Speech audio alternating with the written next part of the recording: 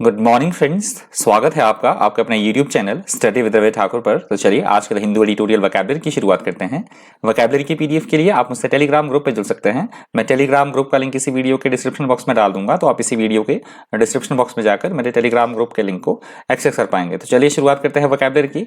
मुझे एक दो कमेंट आ रहा था कि सर स्लाइड्स में बनाइए, जो पीडीएफ में डिस्कस करता हूँ, तो उसके लिए मुझे थोड़ा समय दीजिएगा। मैं स्लाइड्स में भी बनाऊंगा और ओबीएस का यूज करके बनाऊंगा, थोड़ा सा और अट्रैक्टिव हो जाएगा आपके लिए, तो मुझे थोड़ा सा उसके लिए समय लगेगा यूज टू होने के लिए उसके साथ। तो आप थोड़ा सा वेट कर लीजिएगा। स्लाइड्स में मैं आपके लिए वोकैब फिर प्रोवाइड करवाऊंगा, अभी थोड़ा सा मैनेज कर लीजिए। तो पहला एडिटोरियल जो दिया गया आज का, उसका हेडिंग है flashing lights on sliding economy and cash transfers. Flashing lights on sliding economy and cash transfers. पहला जो एडिटोरियल दिया गया है, इकोनॉमी के बारे में दिया गया है, किस तरह से मुद्रास्फीति की जो दर है वो बढ़ रही है, किस तरह से डिमांड कम हो रही है, अनएम्प्लॉयमेंट बढ़ रही है ड्यू टू पेंडेमिक, किस तरह से जो है वो लोगों के पास पैसा नहीं है, एम्प्लॉयमेंट नहीं है, जिसके कारण की मुद्रास्फीति बढ़ रही है। तो एक इकोनॉमी से मोटिवेटेड इकोनॉमी पे बेस्ड ये एडिटोरियल है, इंपॉर्टेंट एडिटोरियल है, पढ़ लीजिएगा, जरूर करके पढ़िएगा। उसका पहला वर्ड है आज का एनेक्डोटल। एनेक्डोटल यहाँ पे एडजेक्टिव की तरह यूज हुआ है। एनेक्डोटल का मतलब होता है ऐसी कोई बात जो कि कहीं कहीं कहीं कहीं सुनी बातों पर आधारित हो, किस्सों पर आधारित हो, कहानियों पर आधारित हो, जो गलत भी हो सकती है, उसे बोला जाएगा anecdotal. Based on anecdotes and possibly not true or accurate, that is called anecdotal. इसके सिनोनिम्स हैं नरेटिव, अनरिलायबल और फैलेशियस। नरेटिव, अनरिलायबल और फैलेशियस, इसके सिनोनिम्स है। एंटोनिम्स है साइंटिफिक, ऑब्जेक्टिव और रिलायबल। साइंटिफिक, ऑब्जेक्टिव और रिलायबल, इसके एंटोनिम्स हैं एनेक्डोटल वर्ड के। एग्जाम्पल देख लीजिए। एग्जाम्पल मैंने लिख दिया है, the newspapers monster shark story was based on anecdotal evidence. Example में कहा गया है कुछ न्यूज़पेपर की जो शार्क जो स्टोरी थी, मॉन्स्टर शार्क वाली, वो किस पे बेस्ड थी, कहीं सुनी बातों पर आधारित थी। वो एक जो किस्से कहानियों पर आधारित थी, वो एनेक्डोटल एविडेंस, ऐसे प्रूफ थे, ऐसे सबूत थे जो कि किस्से कहानियों पर आधारित थी। ये कहानी मॉन्स्टर शार्क की, जिसका कि न्यूज़पेपर में वर्णन किया गया था, जो कही गई थी बात। आई होप आपको समझ आया होगा वर्ड एनेक्डोटल। अगला शब्द है डिस्क्रेशनरी। डिस्क्रेशनरी वर्ड यहाँ पे एडजेक्टिव की तरह यूज हुआ है। डिस्क्रेशनरी का मतलब होता है विवेकाधीन, या ऐसी पावर होना कि हम स्वयं से निर्णय ले सके, या किसी अफसर के पास, किसी भी ब्यूरोक्रेट के पास ऐसी पावर हो कि उसके पास कुछ एक अपनी भी पावर्स हो, जिससे वो खुद डिसीजन ले पाए, स्वेच्छा, निर्णय शक्ति, उसे बोला गया है discretionary. Having or using the ability to act or decide according to your own discretion or judgment, that is called discretionary. Synonyms है optional, voluntary, elective. Optional, voluntary, elective. Antonyms है compulsory, imperative, mandatory. Compulsory, imperative और mandatory, इसके antonyms है discretionary word के। Example देख लीजिए, the commissioner has discretionary power to award extra funds. कि जो कमिश्नर है उनके पास जो है वो एक्स्ट्रा फंड्स जनरेट करने की पावर है, अपने विवेकाधीन निर्णय से, स्वेच्छा शक्ति से वो एक्स्ट्रा फंड जो है वो जनरेट कर सकते हैं, दे सकते हैं। अगला शब्द है हमारा इन द डोलड्रम्स। इन द डोलड्रम्स यहाँ पे फ्रेज की तरह यूज हुआ है। इन द डोलड्रम्स फ्रेज का मतलब होता है किसी भी चीज में मंदी आना, शांत होना, उदासीन होना। यहाँ इकोनॉमी की बात कही गई है एडिटोरियल में, तो इन द डोलड्रम्स फ्रेज का मतलब होता है उदासीन, मंदी या शांत होना, उसको बोला गया है in the doldrums. If an activity और situation is in the doldrums, it is very quiet and nothing new or exciting is happening, that is called doldrums, in the doldrums. Synonyms देख लीजिए, depressed, gloomy और dejected. Depressed, gloomy और dejected. Antonyms देख लीजिए, bright, hilarious, overjoyed. Bright, hilarious, overjoyed, इसके antonyms हैं in the doldrums word के। Example है, the economy is in the doldrums। तो अभी सबको पता ही है कि पेंडेमिक के कारण जो इकोनॉमी है वो किस तरह से है, अभी मंदी की स्थिति में है, डोलड्रम्स में है। ठीक है, चलिए अगला वर्ड लेते हैं। अगला वर्ड है हमारा अनस्केथ्ड। अनस्केथ्ड यहाँ पे एडजेक्टिव की तरह यूज हुआ है।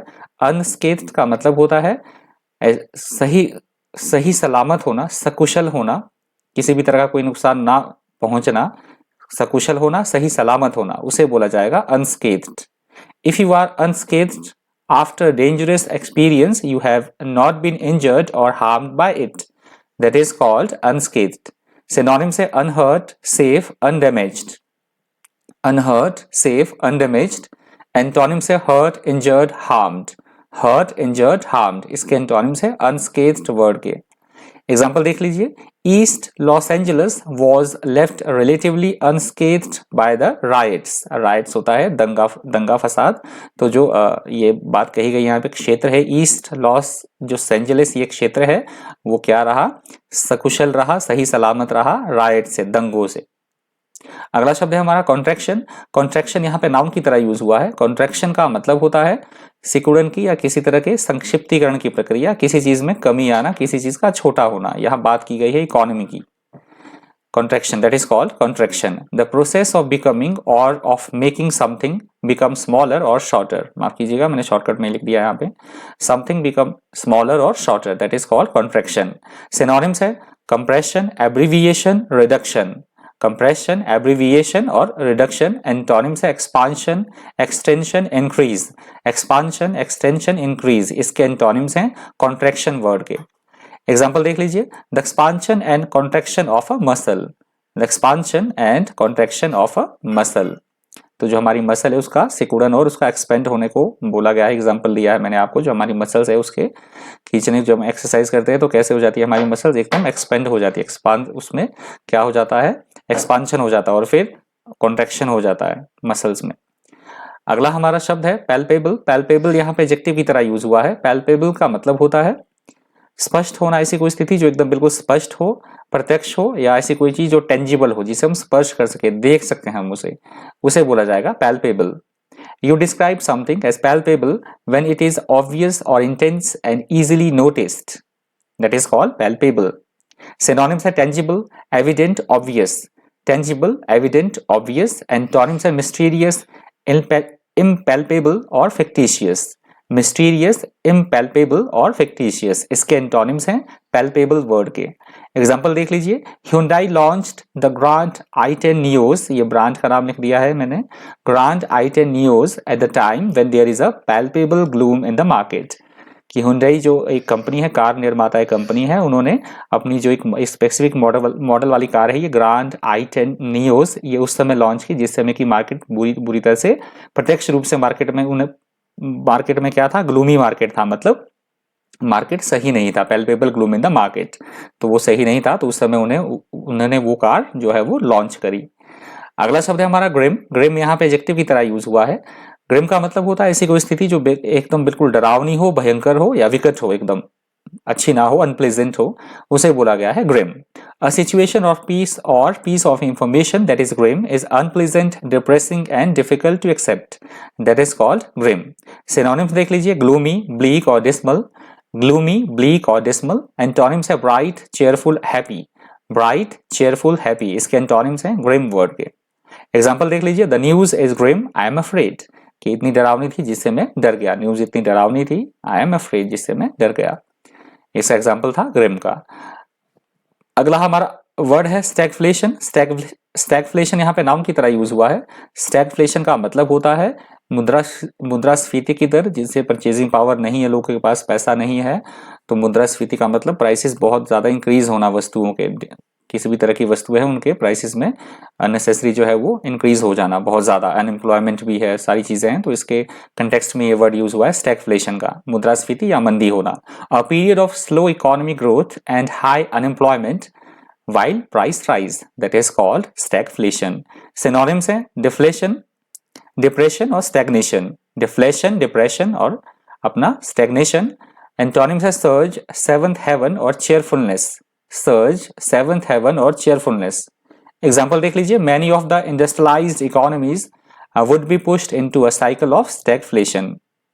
तो जो काफी सारी इस समय जो कोविड पेंडेमिक के कारण है, उस तरह से जो बेस्ड थी इकोनॉमीज, जो कि इंडस्ट्रियलाइज इकोनॉमीज थी, वो किस तरह से कहां पे चली गई हो, मुद्रास्फीति की कंडीशन में चली गई हैं, that is called stagflation. I hope आपको समझ आया होगा एग्जांपल से। अगला एडिटोरियल हमारा यहां से शुरू होता है, पॉलिटिकली मोटिवेटेड है। आज केरला के बारे में दिया गया है एडिटोरियल, ये जो वहां के अभी आज जिन्होंने शपथ लेनी है, इन्होंने पिनराई विजयन ने सेकंड टर्म, दूसरी बार जो मुख्यमंत्री की शपथ लेंगे वहां पे, तो इसके बारे में दिया गया है पूरा एडिटोरियल। इतना इंपॉर्टेंट तो नहीं है, वोकैब के पॉइंट ऑफ व्यू से आप जरूर करके पढ़िएगा। Fresh start on Pinarayi Vijayan's second term, इसका पहला वर्ड है एक्सक्लूजन। एक्सक्लूजन यहाँ पे नाउन की तरह यूज हुआ है। एक्सक्लूजन का मतलब होता है किसी भी चीज से किसी व्यक्ति को या फिर किसी वस्तु को बाहर रखना, उसको छोड़ देना, उसे बोला गया है exclusion. Exclusion is the act of preventing someone from entering a place or taking part in an activity, that is called exclusion. Exclusion के synonyms है exception, expulsion, ejection. Exception, expulsion, ejection और इसके antonyms है inclusion, excess और addition. Inclusion, excess और addition इसके antonyms हैं exclusion word के। एग्जाम्पल देख लीजिए, he would monopolize, monopolize का मतलब होता है एक मोनोपोली से लिया गया, एक अधिकार से लिया गया है। he would monopolize her totally to the exclusion of her brother and sister, कि वो उस पर पूर्णतः एक अधिकार कर लेगा अपने भाई और बहन को छोड़ के, that is called exclusion। अगला शब्द है हमारा मेटल। मेटल यहाँ पे नाउन की तरह यूज हुआ है। मेटल का मतलब होता है अब काबिलियत होना, कठिन कोई विपरीत परिस्थितियां हैं और उससे बाहर निकलने की हमारे अंदर काबिलियत होना, साहस होना, दिलेरी या ओज, उसे बोला गया है metal. Someone's metal is their ability to do something well in difficult circumstances, that is called metal। Synonyms है courage, bravery, spirit। courage, bravery, spirit। Antonyms है cowardice, timidity, fear। cowardice, timidity और fear इसके antonyms है metal word के। Example देख लीजिए, I will ask for the governments help only after my trainees prove there metal, he says.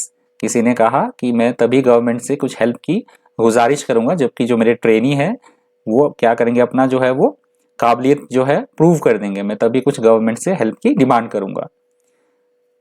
I hope आपको समझ आया होगा इसका मतलब मेटल का। अगला शब्द है हमारा मिजरी। मिजरी यहाँ पे नाउन की तरह यूज हुआ है। मिजरी का मतलब होता है किसी तरह की दुर्दशा, विपत्ति, दुख या कष्ट या संकट होना, उसे बोला जाता है misery. Great unhappiness or suffering, that is called misery. Synonyms देख लीजिए, suffering, distress, sorrow. Suffering, distress, sorrow. Antonyms है happiness, blessing, delight. Happiness, blessing, delight इसके एंटोनिम्स है मिजरी वर्ड के। एग्जाम्पल देख लीजिए, all the money bought nothing but sadness and misery and tragedy. कि जो बहुत सारा पैसा है वो क्या लेके आया, सैडनेस, दुख, कष्ट और ट्रेजेडी लेके आया, बहुत सारा पैसा।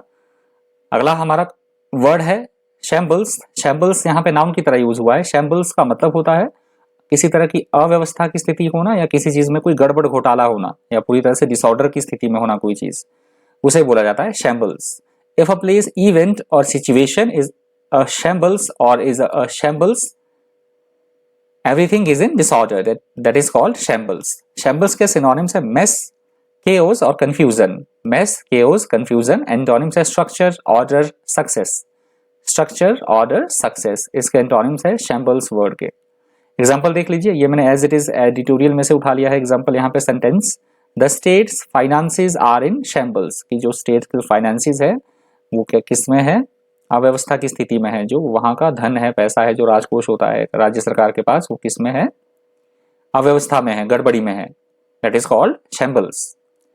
अगला शब्द है हमारा क्राइटेरियन। क्राइटेरियन यहाँ पे नाउन की तरह यूज हुआ है। क्राइटेरियन का मतलब होता है किसी भी तरह के मानदंड होना, मापदंड होना, स्टैंडर्ड होना, मेजर्स या बेंचमार्क होना किसी चीज के लिए, उसे बोला जाता है criterion. A criterion is a factor on which you जज or decide something, that is called criterion. Synonyms देख लीजिए, स्टैंडर्ड, मेजर्स, बेंचमार्क।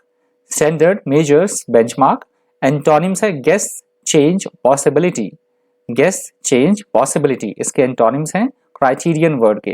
एग्जाम्पल है, the most important criterion for entry is the applicants must design and make their own work. कि जो बहुत जरूरी बात है, इसका जो एक मानदंड है वो कैंडिडेट के लिए क्या जरूरी बात है, एप्लीकेंट्स के लिए क्या जरूरी होना चाहिए कि उन्होंने वो जो अपना काम है वो खुद ही डिजाइन करे और उसे अपने तरीके से काम करे, खुद ही उसे काम को डिजाइन करे, तभी उन्हें वो एक क्या है उसके लिए मानदंड है, तभी उन्हें एंट्री दी जाएगी एप्लीकेंट्स को, जो उम्मीदवार होंगे। और आज के द हिंदू एडिटोरियल वोकैबुलरी का अंतिम शब्द है रिटरेटिंग।